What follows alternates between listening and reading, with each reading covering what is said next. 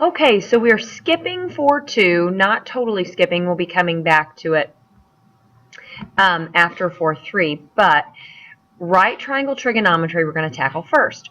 So what we did in class on Friday was we started looking at sine, cosine, and tangent in terms of right triangles. And you already know from geometry that that's SOHCAHTOA. And what that means is the sine of an angle, in this case theta, is equal to the ratio or fraction of the opposite leg length to the hypotenuse, which is always the longest side of your right triangle. So SOHCAHTOA, the cosine of your angle, is the adjacent leg over the hypotenuse. And then the tangent of your angle is the ratio of the opposite over adjacent. That's your TOA. Okay, so how you determine which one is opposite, adjacent, and hypotenuse. Hypotenuse is always opposite the right angle. It's always the longest side. So there's never any guessing about what is my hypotenuse. The angle that you're looking at, whatever your theta is, so in this case for this triangle I've circled the 24 degrees as the theta that we've used for this example that's below. You look across the triangle and that's what the opposite is, okay? And then the side that's connected to but is not the hypotenuse, that's the adjacent. So the opposite is not connected to the angle. It's created by the angle. The adjacent is the shorter leg that's connected to the angle. That's part of it. Okay, so in this particular problem that we worked on Friday, we were asked to find the length of A, which represents the length across this pond, maybe. If we know that the distance from A to C, which we call side B because it's opposite of angle B, is 750 yards, and the angle made, this angle CAB, or angle A, is 24 degrees. So you have to think which of those three trig ratios will connect the angle that I'm given, the side length that I'm given, and the side length that I want to find. Okay, so if we look and we label this as hypotenuse, if hypotenuse is not part of our situation, then we know it's not sine, because sine has hypotenuse, and it's not cosine, because cosine has hypotenuse. So we're down to tangent, opposite over adjacent. So we set up this equation, this relationship, the tangent of 24 degrees. It always has to be the tangent of an angle is equal to the opposite, which was A, over the adjacent, which is 750. And now you're going to solve this equation. We've got to get A by itself. A is in a numerator, so we multiply up the 750, and then we type this into our calculator. It's really important that you check your mode. You must be in degree mode if you're typing the sine, cosine, or tangent button of an angle that's in degrees. Okay, if you're pressing sine, cosine, or tangent, those buttons, you have to know which mode your angle is in, or which unit your angle is in.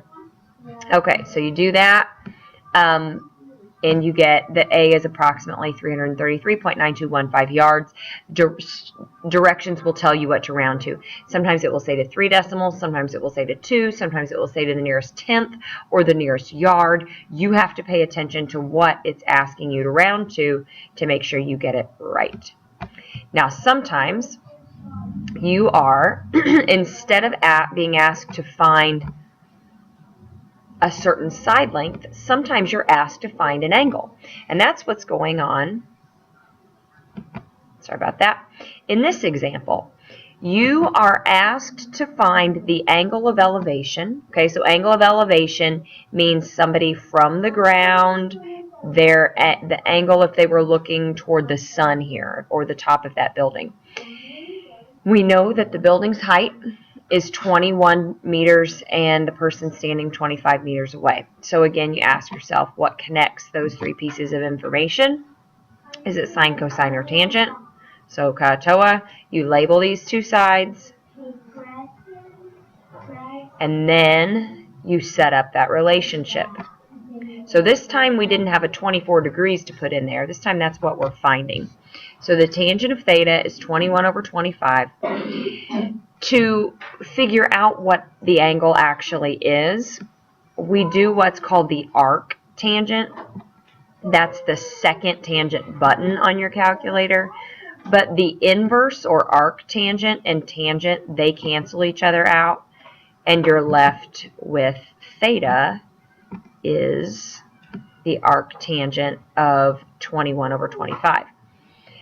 If you do this on your calculator, you should go ahead and work through this. If you get 0.69866, you're in radian mode. Okay, if it asked you for your angle in radians, then that's appropriate. If it asked you for degrees, then you need to go back in, change your mode, do the calculation again, and you should get about 40.03 degrees. Okay, so pay attention to what mode you need to be in. I mentioned angle of elevation a second ago. Angle of elevation is when, like, you're the observer here and you are looking up at something else. So it's the angle that you're tilting your head at. Angle of depression is if you're somewhere like above and you're looking at something that's below you. So from here down, that's your angle of depression. What if somebody was in the car looking to the observer on the balcony? What if they were here looking up here? That would be an angle of elevation because they are looking up. Okay, those are some terms that we'll use. Just some last wrap-up things. You have some problems that ask you to find other trig functions that you don't know about yet. So sine, cosine, tangent, we know those. There are three more: cosecant, secant, and cotangent.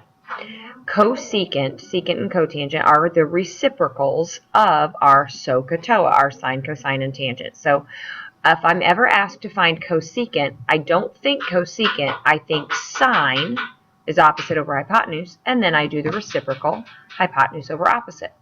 If I'm asked to find secant, I don't think secant, I think cosine is adjacent over hypotenuse, and secant is hypotenuse over adjacent. They are reciprocals.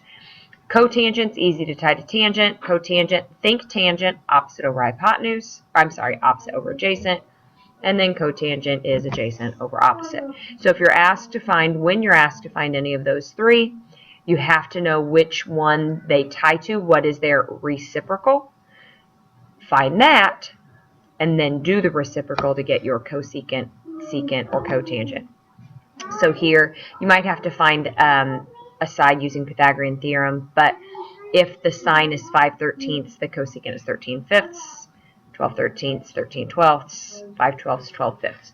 Also watch out for rationalizing your denominators. If you get a radical in your denominator over here, you've got to rationalize that, multiplying by the square root of over the square root of, and that'll clear that out. Okay, I think that's all from Friday. We'll pick back up today, Monday.